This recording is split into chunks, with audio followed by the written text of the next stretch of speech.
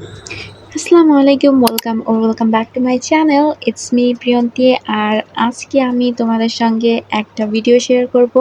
তোমরা যারা আগে আমার ভিডিওগুলো দেখেছো তারা অবশ্যই জানো কি যে আমি একটা বই পড়ছিলাম যার নাম হচ্ছে Harry Potter and the philosopher stone by J K Rowling.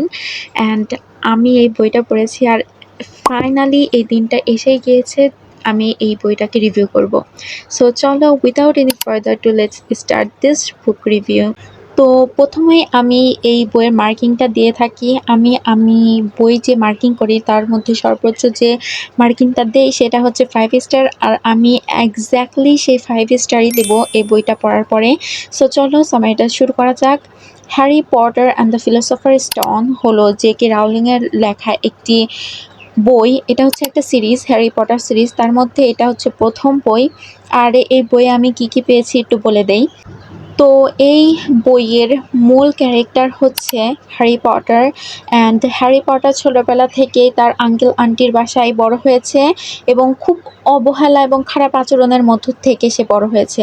সে নিজের পরিচয় সম্পর্কে কিছুই জানে না এবং সাধারণত এক কষ্টকর জীবন কাটায়, যাকে আমরা বলি। কিন্তু যখন তার 11তম জন্মদিন আসে সব কিছু বদলে যায়, অর্থাৎ সে জানতে পারে কি যে সে একজন জাদুকর। তার মা বাবাও অনেক শক্তিশালী জাদুকর ছিল এবং সে অনেক ফেমাস। সে ভোল্ডেমর্টকে হত্যা করেছিল। আর সে আগে এগুলো জানতো না, কারণ যখনই সে তার আঙ্কেল আন্টির কাছে এই বিষয়ে জিজ্ঞেস করতো তার আঙ্কেল আন্টি বলতো তার মা বাবা একটা ক্র্যাশ বা অ্যাক্সিডেন্টে মারা গেছেন।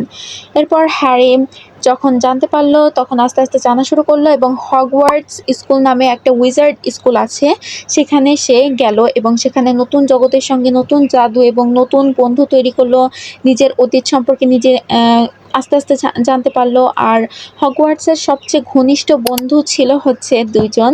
তারা দুইজন হচ্ছে একটা ছেলে যার নাম হচ্ছে রন উইজলি এবং আরেকজন হচ্ছে মেয়ে হারমোনি গ্রেঞ্জার। এবং এই হারমোনি গ্রেঞ্জার আর রনের কিছু সময় মানে মারামারির মতো একটা সিচুয়েশন হয়। আর হারমোনি গ্রেঞ্জার একটা মানে কি বলবো, অনেক প্রাউড অফ হিমসেলফ, মানে সে নিজের অনেক প্রশংসার একটা ব্যাপার আছে এবং তার অনেক বসি একটা ভয়েস আছে।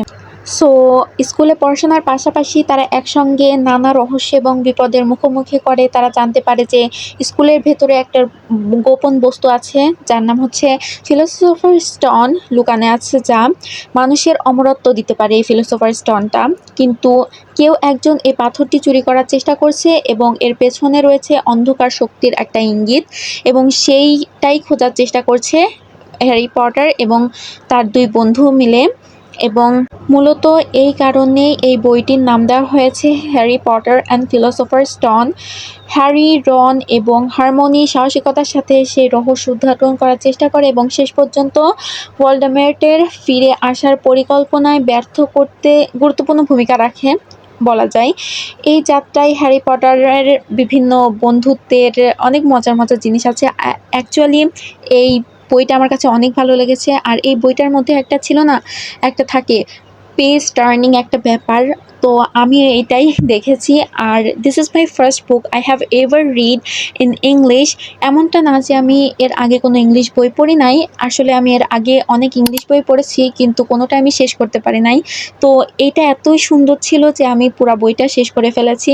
এখন আমি হয়তো এর দ্বিতীয় নম্বর বইটা চেম্বার অফ সিরিজ এটাতে যাইতে পারি, অথবা একটা বই আছে এ লিটল প্রিন্সেস নামক একটা বই, অনেক ফেমাস। আমি হয়তো সেই বইটা পড়বো। অ্যাকচুয়ালি পড়বো মানে হচ্ছে আমার কাছে এই বইটার ফিজিক্যাল কপি নাই, তার জন্য আমি ইউটিউবে বা কোনো জায়গায় অডিও বুক শুনে নিব।